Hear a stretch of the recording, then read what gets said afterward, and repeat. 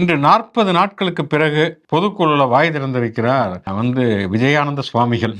ஏன்னா 40 நாள் நடந்ததுக்கு பிறகு ஒரே ஒரு வீடியோ போட்டு எஸ்கேப் ஆன ஒரு மனுஷன், இன்னைக்கு 40 நாள் கழிச்சு பேசியிருக்காரு. வழக்கம் போல வீராவேசம் தான். ரொம்ப குறைந்தபட்ச நேரத்தில தான் அவர் பேசியிருக்கிறாரு. பேசினது என்னன்னா, முழுக்க முழுக்க வழக்கம் போல திமுகவை ஒரு குற்றம் சாட்டி பேசியிருக்கார். திமுகவை குற்றம் சாட்டி பேசுறதுங்கிறது அவரோட பிரச்சனை. ஆனா என்னன்னா இந்த கரூர் சம்பவத்தை பொறுத்தவரைக்கும் பார்த்தோம்னு சொன்னா உயர்நீதிமன்றத்தில ஒரு ஒரு நீதிபதி ஒரு ஒரு குற்றச்சாட்டை முன்வைக்கிறார். விஜய்க்கு தலைமை பண்பு இல்லை. அதே மாரி ஒரு அஸ்ராகா தலைமையில ஒரு சிறப்பு விசாரணை குழு அமைக்கப்பட வேண்டும் அப்படின்னு சொல்லி அவர் சொல்லுகிறார். உச்சநீதிமன்றத்துக்கு போகிறது. உச்சநீதிமன்றம் அதை மறுக்கிறது. இது ஒரு நீதிமன்ற நடைமுறையில் இருக்கக்கூடிய ஒரு ஒரு பிரச்சனை. இதுக்கு என்னன்னா, ஒட்டுமொத்தமா தமிழ்நாடு முதலமைச்சர் சட்டமன்றத்தில பேசின விஷயங்கள வச்சு அவர் கேள்விகள் எழுப்பியிருக்கார். நமக்கு அடிப்படையில இருக்கக்கூடிய ஒரு விஷயம்னா, அவர் தேதி வாரியா சொல்றாரு.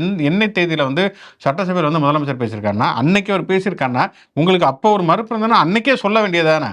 செத்தன்னைக்கு வேணா 8 அன்னைக்கு வா அப்படின்னு சொல்லி எங்க ஊர்லலாம் பழமொழி சொல்லுவாங்க. அந்த மாரி முதலமைச்சர் பேசினதுக்கு 30 நாள் கழிச்சு பதில் சொல்றதுல என்ன ஒரு வீரம் இருக்குது அப்படிங்கிறது தெரியல. இன்னொன்னு அந்த உச்சநீதிமன்றம் உயர்நீதிமன்றத்தை நோக்கி கேள்விகள் கேட்கிறது.